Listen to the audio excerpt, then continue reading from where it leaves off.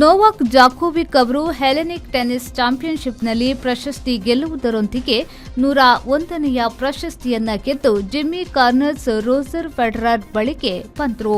ಗ್ರೀಸ್ನಲ್ಲಿ 30 ವರ್ಷಗಳ ಬಳಿಕ ಹೆಲೆನಿಕ್ ಟೆನ್ನಿಸ್ ಚಾಂಪಿಯನ್ಶಿಪ್ ಮರುನಡೆಯಿತು.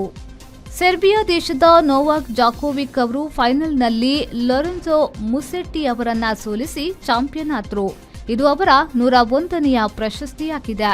ಒಟ್ಟು ಪ್ರಶಸ್ತಿಯಲ್ಲಿ ಅವರು ಈಗ 3ನೆಯ ಸ್ಥಾನ ಏರಿದ್ದಾರೆ. ಟೆನ್ನಿಸ್ ದಂತಕಥೆಗಳಾದ ಜಿಮ್ಮಿ ಕಾರ್ನರ್ಸ್ ಒಟ್ಟು 109 ಹಾಗೂ ರೋಜರ್ ಫೆಡರರ್ 103 ಒಟ್ಟು ಟೆನ್ನಿಸ್ ಪ್ರಶಸ್ತಿಗಳನ್ನು ಜಯಿಸಿದ್ದಾರೆ.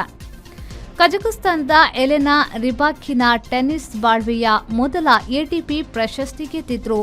ರಿಯಾದ್ನಲ್ಲಿ ನಡೆದ ವರ್ಷಾಂತ್ಯದ $53,35,000 ಎಟಿಪಿ ಪ್ರಶಸ್ತಿಯನ್ನ ರಿಬಾಕಿನಾ ಗೆದ್ದುಕೊಂಡ್ರು. 2023ರ ಆಸ್ಟ್ರೇಲಿಯನ್ ಓಪನ್ ಫೈನಲ್ ಪಂದ್ಯದ ರಿಮ್ಯಾಚ್ ಆಗಿತ್ತು ಇದು.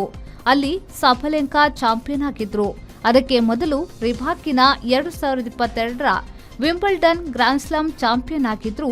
ಈಗ ಮೊದಲ ಎಟಿಪಿ ಪ್ರಶಸ್ತಿಯನ್ನ ಗೆದ್ದಿದ್ದಾರೆ.